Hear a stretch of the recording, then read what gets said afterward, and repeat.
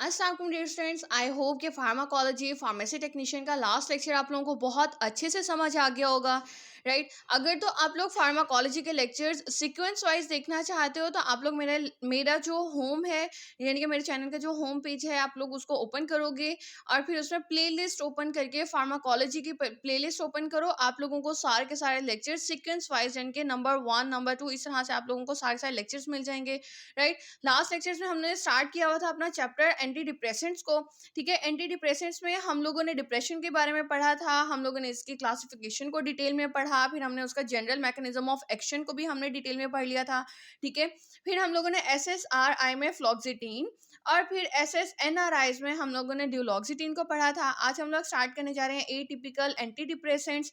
Atypical anti depressants आप लोगों की ऐसी ड्रग्स होती हैं जो कि सेरोटोनिन और नॉरएपिनेफ्रिन के लेवल को बढ़ा देती हैं। ठीक है, कैसे बढ़ा देती हैं? इनको ब्लॉक करके, यानी कि उसको रीअपटेक होने से ब्लॉक कर देती हैं और इसकी कंसंट्रेशन साइनेप्टिक क्लेफ्ट में बढ़ा देंगी। ठीक है, यानी कि यहाँ पर इसकी कंसंट्रेशन को बढ़ा देंगी।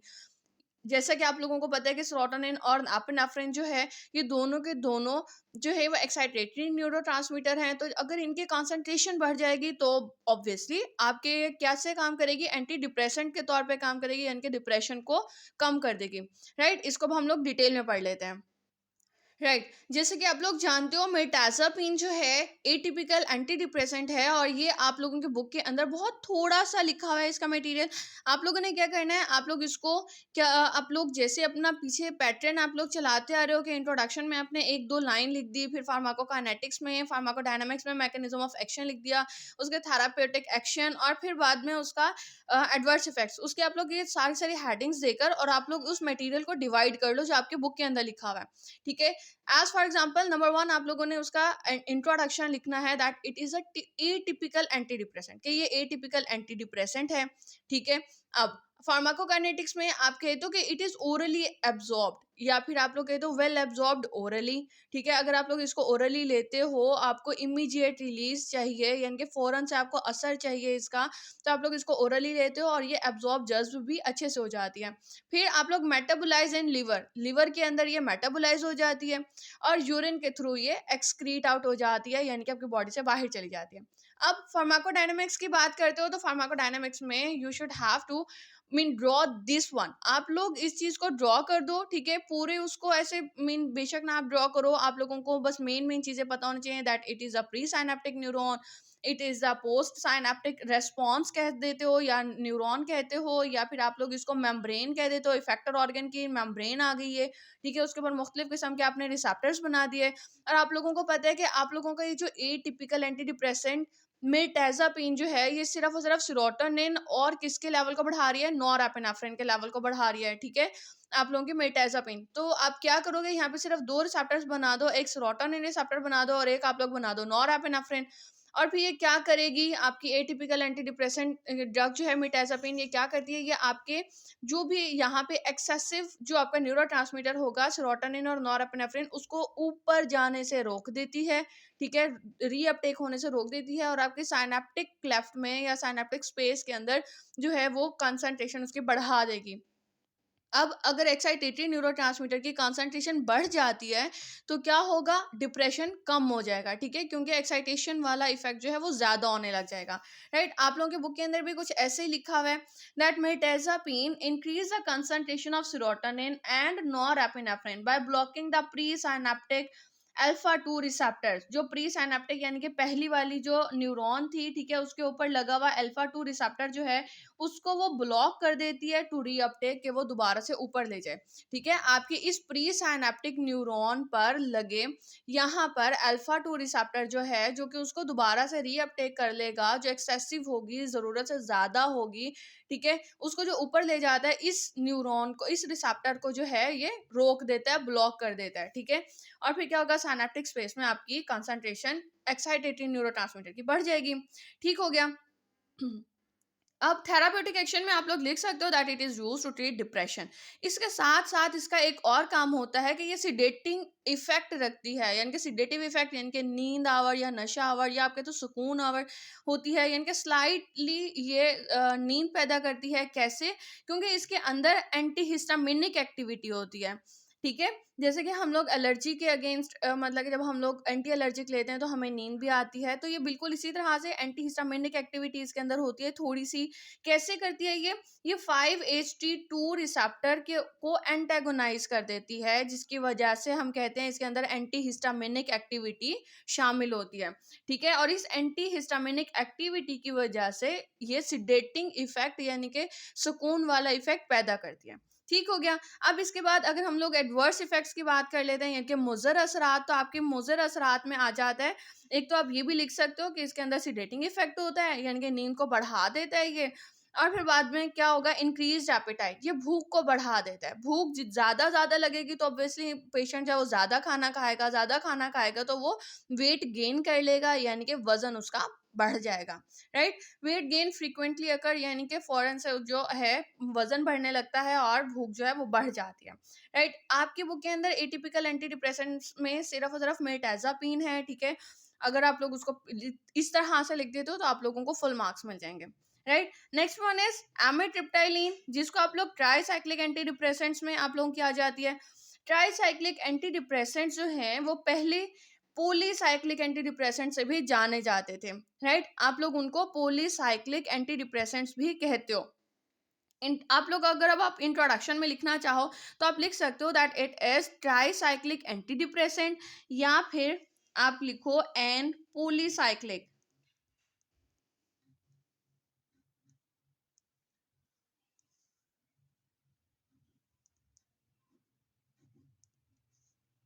पॉलीसाइक्लिक एंटी डिप्रेसेंट्स, ठीक हो गया। पॉलीसाइक्लिक एंटी डिप्रेसेंट्स, अब हम लोगों को मालूम है कि हमारे ये जो ट्राइसाइक्लिक एंटी डिप्रेसेंट्स हैं ये क्या करती हैं। ये क्या करेंगी, ये आप लोगों का जो भी मतलब कि सेरोटोनिन और नॉरएपिनेफ्रिन इन दोनों के लेवल को बढ़ा देंगी बाय इनहिबिटिंग देयर रीअपटेक, और इसके साथ साथ ये बहुत सारे रिसेप्टर्स को भी इनहिबिट कर देते हैं यानी कि ब्लॉक कर देती है। अब हम लोग इसको पहले स्टार्ट से करते हैं। एज फॉर एग्जाम्पल अब आप लोग इंट्रोडक्शन में इसका लिख सकते हो that it is a tricyclic anti depressant and polycyclic anti depressants, ये हो गया। अब फिर अगर आप लोग इसकी फार्माकोकाइनेटिक्स की बात करो यानी कि हमारी बॉडी इसके साथ क्या करती है, तो आप लोग कहते हो कि well absorbed upon oral administration, यानी कि अगर तो आप लोग इसको ओरली लेते हो तो क्या करेगी, वेल एब्जॉर्ब, बहुत अच्छे से जज्ब हो जाएगी। फिर लिपोफिलिक इन नेचर यानी कि लिपिड लवर है, इसकी जो कुदरत है यानी कि नेचुरली ये लिपोफिलिक है, इस वजह से ये therefore widely distributed in body, इस वजह से ये बहुत अच्छे से बॉडी के अंदर फैल जाती है। ये हो गया। हाफ लाइफ के बारे में बात करते हो तो आप कहते हो 4 to 17 और 4 से 17 घंटे इसकी हाफ लाइफ होती है, यानी कि अपनी हाफ लाइफ के बाद इसके कंसंट्रेशन अपनी आपकी बॉडी के अंदर आधी रह जाएगी। ठीक हो गया। देन मेटाबोलाइज इन लिवर या मेटाबोलाइज थ्रो लिवर, आप लोग कहे तो लिवर के जरिए ये मेटाबोलाइज हो जाती है, और एक्सक्रीटेड थ्रो यूरिन, यानी कि इजी सा इसका सिंपल सा फार्माकोकाइनेटिक है, एक्सेप्ट ये कि हाफ लाइफ इसकी ये है और ये लिपोफिलिक इन नेचर है, राइट। अब अगर हम लोग इसके मैकेनिज्म ऑफ एक्शन की बात करें, राइट, तो आप लोग इसको इस डायग्राम से आप लोग बहुत अच्छे से समझ सकते हो। ये जो डायग्राम है ये लिपिन कॉर्ड का आई थिंक सो फर्स्ट ही एडिशन होगा। तो इसके अंदर इस चीज़ को क्लियरली मेंशन किया गया है कि अगर तो आप लोगों की जैसे नॉर्मल जो मोनोअमीन ट्रांसमिशन है वो इस तरह से होती है। मोनोअमीन के बारे में आप लोगों को पता है, monoamine includes norepinephrine, serotonin and dopamine. ठीक हो गया। आप लोग कहते हो कि नॉर्मली क्या होगा कि यहाँ पे नॉरएपिनेफ्रिन, सेरोटोनिन, डोपामिन जो होते हैं जो बच जाते हैं वो दोबारा से रीअपटेक हो जाते हैं, ऊपर चले जाते हैं, ठीक है। अब ये एक चीज़ बिल्कुल वही है जो हम लोग हर दफ़ा बनाते हैं। आपकी प्री साइनेप्टिक न्यूरॉन, आपकी ये इफेक्टर ऑर्गन की मेम्ब्रेन आ गई, या फिर पोस्ट साइनेप्टिक न्यूरॉन की आपकी मेम्ब्रेन आ गई जिसके ऊपर ये रिसेप्टर लगा हुआ है। अब अगर हम लोगों ने ट्राईसाइक्लिक एंटी डिप्रेसेंट्स दिए हैं तो उस टाइम पे क्या होगा कि आप लोगों के यहाँ पर जो बच गए थे, ठीक है, मोनोमीन्स यानी कि नॉरएपिनेफ्रिन, सेरोटोनिन और डोपामिन, तो जो बच जाएंगे वो ऊपर जाने की बजाय वो बार बार आपके रिसेप्टर पर आके लगेंगे फ्रिक्वेंटली, ठीक है, उनकी कंसंट्रेशन बढ़ जाएगी। आप लोगों का ट्राईसाइक्लिक एंटी डिप्रेसेंट ड्रग जो है वो इसको ब्लॉक कर देगा, ठीक है, इसके दोबारा ऊपर जाने को ब्लॉक कर देगा। Tricyclic anti depressant drugs block reuptake of neurotransmitters, ठीक है, उसको ऊपर जाने से रोक देगा, और बार बार जब ये आकर इसके साथ आपके रिसेप्टर के साथ आके लगेंगे न्यूरोट्रांसमीटर्स, तो आपका जो रेस्पॉन्स है, एक्साइटेटरी रेस्पॉन्स जो है वो इंक्रीज हो जाएगा, right. It is at the page number 120। ठीक हो गया। अगर आप लोग इसको देखना चाहो तो आप लोगों के लिपेन कॉर्ट के पेज नंबर 120 पर ये मेंशन है। ठीक है, आप लोगों का mechanism of action of tricyclic and polycyclic anti depressant drugs. अब अगर आप लोगों को ये चीज़ समझ में आ जाए तो आप लोग इजीली लिख सकते हो दैट एंटी डिप्रेसेंट ड्रग्स जो हैं, यानी कि ट्राईसाइक्लिक एंटी डिप्रेसेंट ड्रग्स जो हैं, ये क्या करते हैं, they increase the concentration of serotonin, norepinephrine और dopamine level by inhibiting their reuptake. उसको ऊपर जाने से रोक देगी और उनकी कंसंट्रेशन यहाँ साइनेप्टिक क्लेफ्ट में या साइनेप्टिक स्पेस में बढ़ा देगी। और इसके साथ साथ ये क्या करती है, they block the serotonergic, alpha adrenergic and histaminic और मस्करिनिक रिसेप्टर्स। लेट्स सी, देखो अब आप लोग इसको आसानी के साथ लिख सकते हो that tricyclic anti depressants increase serotonin and norepinephrine level by inhibiting their reuptake into neurons. ठीक हो गया। और they also block serotonergic, alpha adrenergic, histaminic and muscarinic receptors. ये इसको ब्लॉक कर देती है। अब इनको ब्लॉक करने के बाद इफेक्ट्स कौन कौन से होते हैं इसकी डिटेल में आप लोगों ने नहीं जाना। ठीक है, ये इतना आप लोगों के कोर्स में है तो आप लोग इतना ही रखो इसको। फिर थेरापेटिक यूजेस यानी कि हम लोग किस किस बीमारी में इसको इस्तेमाल कर सकते हैं, तो आप लोग कहते हो effective in treating moderate to severe depression, यानी कि दरमियाने से लेकर शदीद डिप्रेशन में आप लोग इसको इस्तेमाल कर सकते हो। एलिवेट मूड को बेहतर बनाने के लिए इस्तेमाल करते हो। इम्प्रूव मेंटल अलर्टनेस यानी कि हाजिर दिमागी बेहतर बनाने के लिए, बेहतर करने के लिए आप लोग इसको इस्तेमाल करते हो। And last one, increase physical activity यानी कि जिस्मानी कारकर्दगी बेहतर बनाना, उसके लिए भी आप लोग ट्राईसाइक्लिक एंटी डिप्रेसेंट्स का इस्तेमाल करते हो। लास्ट वन, एडवर्स इफेक्ट्स की बात करते हो यानी कि मुज़र असरात, तो मुज़र असरात में ब्लड विजन आ जाता है यानी कि नज़र धुंधलाना, यानी कि नज़र जो है वो धुंधली हो जाती है। ठीक है, मध्यम हो जाती है। ड्राई माउथ, ठीक है, मुंह का खुश्क होना। फिर यूरिनरी रिटेंशन यानी कि यूरिन का रह जाना बॉडी में। फिर कॉन्स्टिपेशन हो जाती है, ठीक है, यानी कि कब्ज का होना। आई होप कि आप लोगों को बहुत अच्छे से समझ आ गया होगा। आज हम लोगों ने एंटी डिप्रेसेंट्स में ट्राईसाइक्लिक एंटी डिप्रेसेंट्स को पढ़ा और एटिपिकल एंटी डिप्रेसेंट्स को पढ़ा। आई होप कि आप लोगों को बहुत अच्छे से समझ आ गई होगी। फिर भी अगर आपको कोई क्वेश्चन हो तो आप लोग कमेंट सेक्शन में क्वेश्चन कर सकते हैं। अब तक के लिए इतना ही। Thank you so much. अल्लाह हाफिज़।